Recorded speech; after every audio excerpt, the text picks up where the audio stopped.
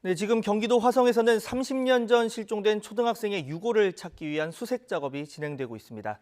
화성 연쇄살인 피의자 이춘재가 해당 사건도 자신의 범행이다 이렇게 자백을 했기 때문인데요.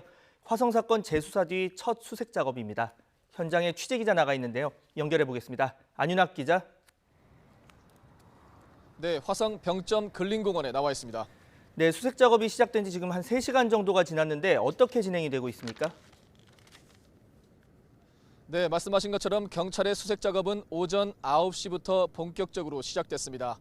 뒤로 보시는 것처럼 경찰이 공원 입구에서부터 폴리스 라인을 치고 출입을 통제하고 있습니다. 다만 실종 초등생의 가족들만 현장을 방문해 수색 작업을 차분히 지켜보고 있는 것으로 전해졌습니다. 1시간 전쯤부터는 이곳에 지표 투과 레이더 GPR 세대가 투입돼 본격 수색 작업이 이루어지고 있습니다. GPR은 전자기파를 이용해 땅을 파지 않고도 지표 내부 구조와 물질 등을 탐지할 수 있는 장비입니다. 하지만 수색 작업은 쉽지 않을 것으로 보입니다. 실종 이후 30년의 세월이 흘러 화성 일대가 대규모 도시 개발로 지형이 많이 바뀌었기 때문입니다.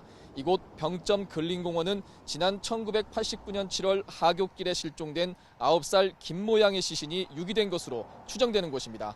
실종 5개월 만인 89년 12월에 마을 주민들이 김양의 치마와 책가방 등 유류품 10여 점을 발견한 곳이기도 합니다. 하지만 당시 경찰은 김양을 끝내 실종 사건으로 처리했고 이춘재의 살인 자백 전까지 가출인으로 분류해왔습니다. 과거 철저하지 못했던 경찰 수사가 아쉬운 대목입니다.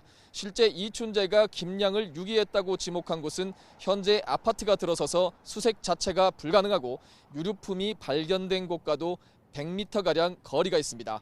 김양 가족들은 과거 잘못된 수사로 30년 동안 피폐한 삶을 살았다며 당시 살인을 가출로 만든 경찰부터 수사해야 한다고 지적했습니다.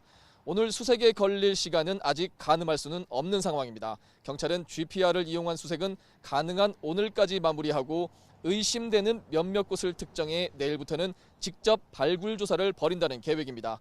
지금까지 화성 병점 근린공원에서 YTN 안윤학입니다.